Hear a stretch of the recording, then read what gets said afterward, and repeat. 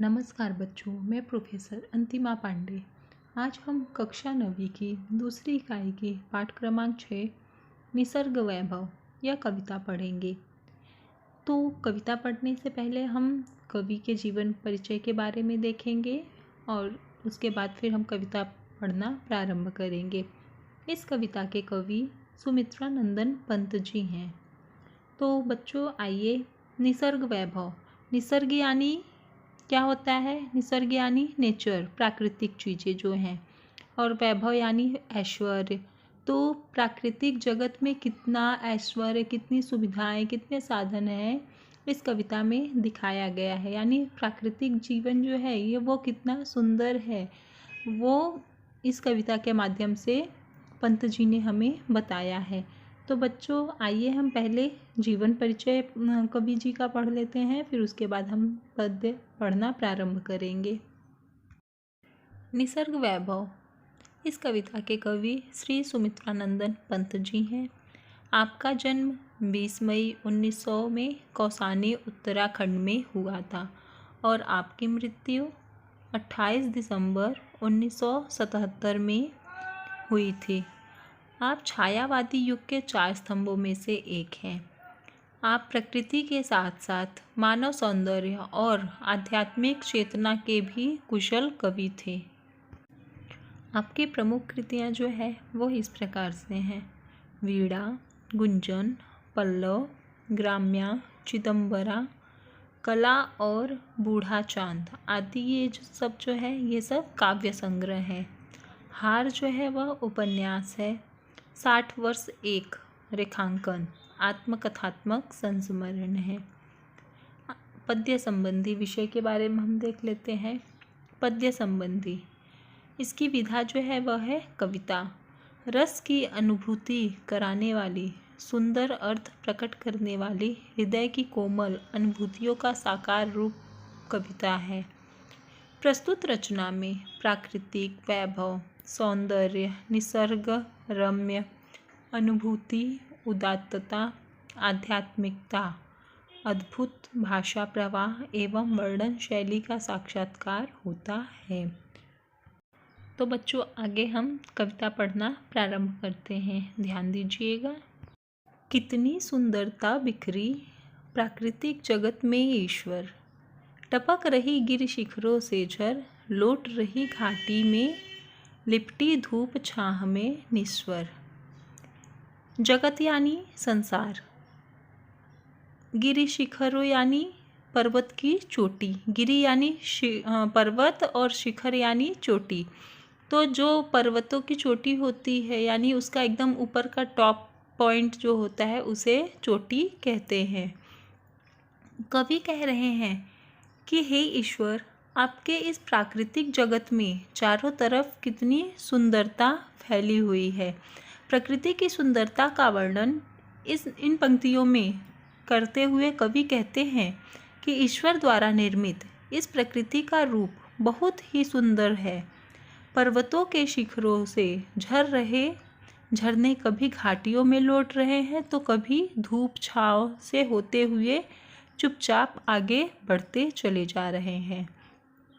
कवि कह रहे हैं कि ये प्राकृतिक जगत है जो है वह इतना सुंदर है कि इसका कितना भी अगर हम तारीफ करें तो कम है, क्योंकि जो इस जगत में सुंदरता फैली हुई है वह ईश्वर ने फैलाई है और ईश्वर द्वारा निर्मित की हुई चीज़ें हैं। तो जो है पर्वतों के शिखरों से झरने बह रहे हैं, वो झरने जो निकल रहे हैं वो कभी घाटियों में लौट रहे हैं तो कभी चुपचाप शांत से, निश्वर यानी शांत भाव से यहाँ वहाँ चारों तरफ धूप छाँव में से होते हुए चारों तरफ घाटी में फैल जा रहे हैं। आगे की पंक्तियाँ जो मैं पढ़ रही हूँ ध्यान दीजिएगा। अनिल स्पर्श से पुलकित तृणदल, बहती सीमाहीन श्लक्षण संगीत स्रोत सी, अहरह वन भूमरमर। अनिल यानी हवा, पवन, समीरण, स्पर्श यानी छूना, पुलकित यानी खुशहाली, तृण यानी घास, दल यानी समूह। बहती सीमाहीन यानी तेज हवा बहना जो है। श्लक्षण संगीत श्रोतसी।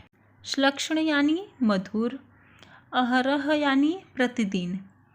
कवि इन पंक्तियों में कह रहे हैं कि हवाएं जब चारों तरफ बह रही हैं, उन हवाओं के स्पर्श से, यानी स्पर्श यानी छूना, उन हवाओं के स्पर्श से खुश होकर घास जो है, यानी जो ज़मीन पर चारों तरफ घास उत्पन्न है, उनका समूह जो है, यानी चारों तरफ घास ही घास है, तो वो सब एकदम झूम रहे हैं, क्योंकि जो हवा चल रही है, तेज हवा चल रही है, तो हवा जो है हर एक घास को स्पर्श करते हुए जा रही है, तो उससे घास जो है वह खुशी से झूम रहे हैं।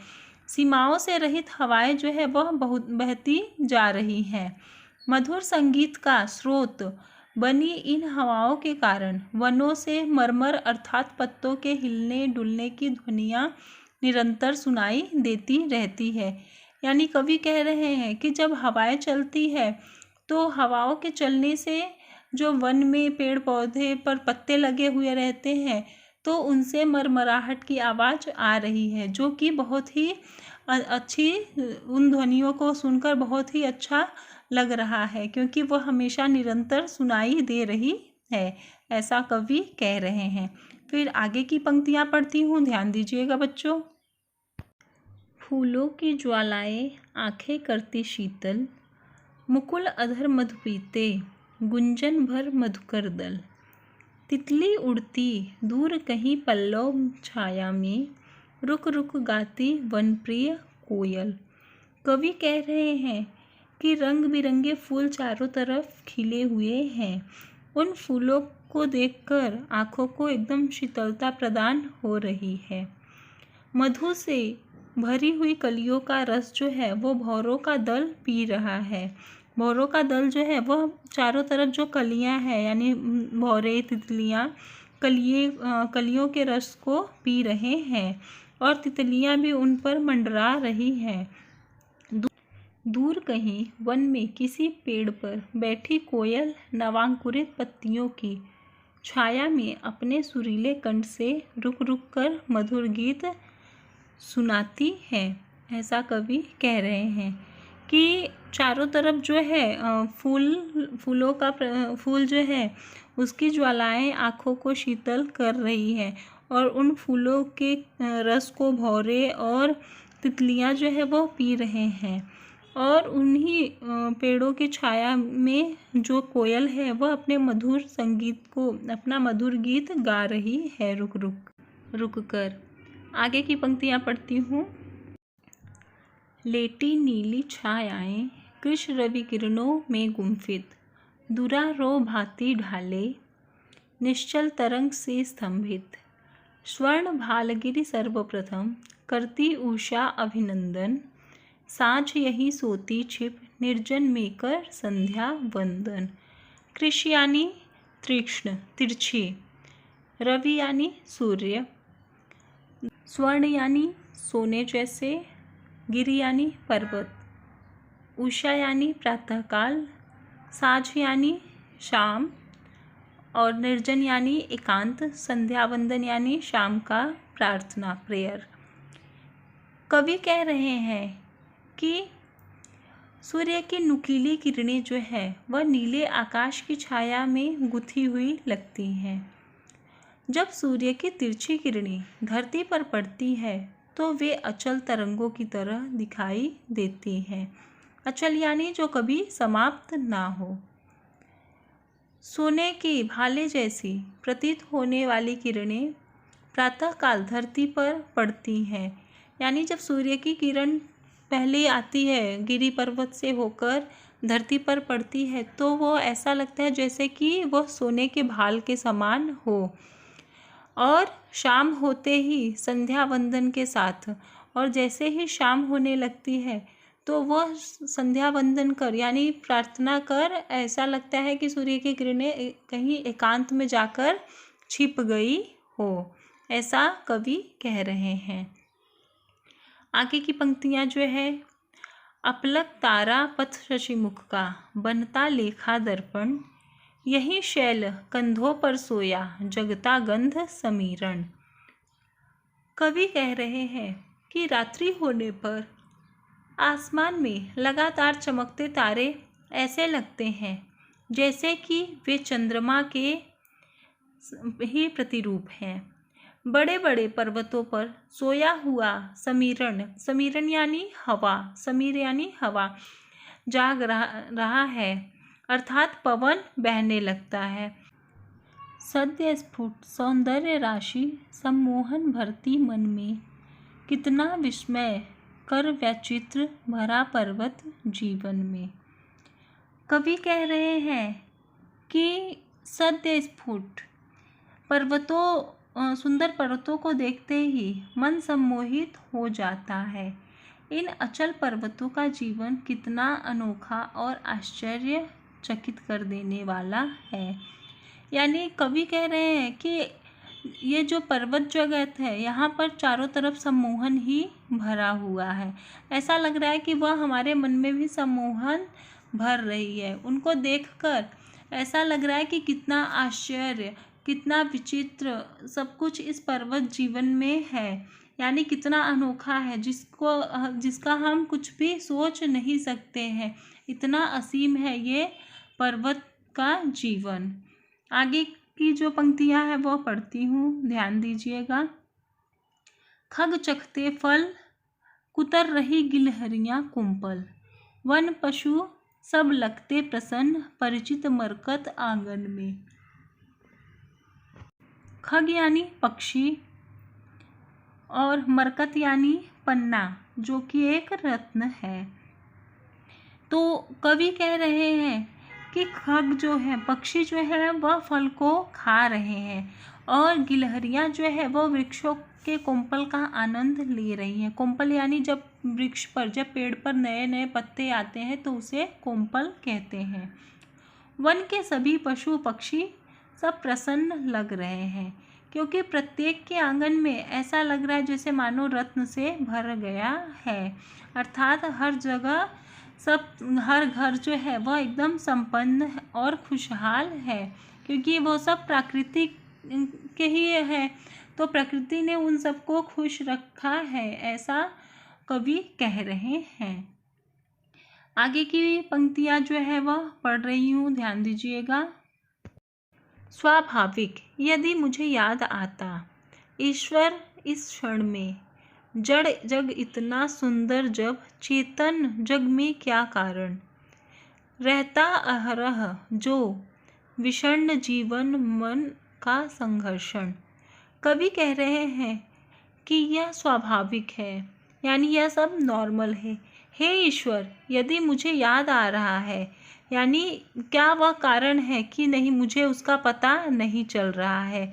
क्यों आखिर इस जड़ जगत में, यानी जहाँ पर प्राकृतिक जीवन में पर्वत, पशु पक्षी, पेड़ पौधे जो है वह सब एक जड़ के समान है, तो इस जड़ जगत में इतनी खुशियाँ हैं, जबकि चेतन अर्थात इंसान जो है वह बोल सकते हैं, घूम फिर सकते हैं, अपने काम स्वयं से खुद कर सकते हैं, लेकिन उस इंसानी जीवन में चारों तरफ प्रत्येक दिन, यानी हर दिन जो है उसे संघर्ष और दुखों का सामना ही करना पड़ता है, क्योंकि उसका जीवन जो है संघर्ष और दुखों से भरा हुआ होता है। तो कह रहे हैं कि हे ईश्वर, अगर जड़ जगत में इतनी सुंदरता है तो चेतन जीवन में ऐसा क्यों नहीं है, ऐसा कवि कह रहे हैं। आगे की अंतिम पंक्तियां जो है वो पढ़ती हूँ, ध्यान दीजिएगा। मनुज प्रकृति का करना फिर नव विश्लेषण संश्लेषण, ईश्वर का प्रतिनिधि नर, अभिशापित हो उसका जीवन, लगता अपनी क्षुद्र अहंता ही में सीमित केंद्रित, छिन्न हो गया विश्व चेतना से मानव मन निश्चित। कवि कह रहे हैं कि मानव के जीवन में चारों तरफ दुख और संघर्ष ही है। इसके लिए मनुज यानी मनुष्य, कवि कह रहे हैं कि मनुज का फिर से, यानी इंसानों के, मानव के स्वभाव का एक बार फिर से संश्लेषण और विश्लेषण करने की आवश्यकता है। यानी उनका मूल्यांकन फिर से करने की आवश्यकता है, ऐसा कवि कह रहे हैं। आखिर कैसे ईश्वर के प्रतिनिधि मनुष्य, यानी जो जिन्हें सबसे ज़्यादा कोई भी सब कुछ प्राप्त है, कुछ भी प्राप्त है, यानी मनुष्य ही है जो कि सर्वगुण संपन्न कहा जाता है उसे, क्योंकि उनके पास बोलने के लिए मुंह है, सुनने के लिए कान है, देखने के लिए आँख है, और कुछ भी काम करने के लिए हाथ, और भगवान ने चलने के लिए पैर दिए, सब कुछ है मनुष्य के पास, सर्वगुण संपन्न है वो। तो फिर भी वह क्यों दुखी है, ऐसा कवि कह रहे हैं कि जो ईश्वर का प्रतिनिधि है मनुष्य, उसका जीवन इस तरह से क्यों शापित हो गया है। ऐसा लगता है कि ओछे अहंकार, क्षुद्र अहंता यानी छोटी सोच रखने वाले, और जो अपने आगे किसी दूसरों को ना समझे। कवि कह रहे हैं कि ऐसा लग रहा है जैसे वो अपने अहंकार में मनुष्य स्वयं तक ही सीमित और केंद्रित होकर संसार में रह गया है। ऐसा लगता है कि जैसे इंसान जो है वह खुद के ही बारे में सोच रहा है, खुद को ही आगे बढ़ाने की कोशिश कर रहा है, इसीलिए उसका जो है समस्त जीवन जो है वह समाप्त होने लगा है, क्योंकि वो खुद को ही खुद तक ही सीमित और खुद को ही केंद्रित करके रखता है। तो संसार के प्रति अपने कर्तव्य से विमुख हो गया है। इसीलिए कवि कह रहे हैं कि वह जो है संसार से छिन्न हो गया, यानी उस संसार उसके लिए कुछ भी मायने नहीं रखता है, वह जो भी करता है खुद के लिए करता है। इसीलिए मानव का जीवन जो है वह बहुत दुखी होने लगा है, क्योंकि प्राकृतिक जीवन में जो है वहाँ पर सब कुछ सबके लिए है, लेकिन मानव जीवन में जो है वह खुद के बारे में सोचने लगा है। इसलिए मानव इतना दुखी और संघर्षशील जीवन यापन कर रहा है। यह निसर्ग वैभव, इस कविता को पढ़कर हमें बहुत अच्छी सीख मिली बच्चों, तो क्योंकि इसमें पूरा प्राकृतिक जगत के बारे में बताया गया है। यह कविता जो है वह समाप्त हुआ। अब हम अगले वीडियो में मिलेंगे। धन्यवाद बच्चों।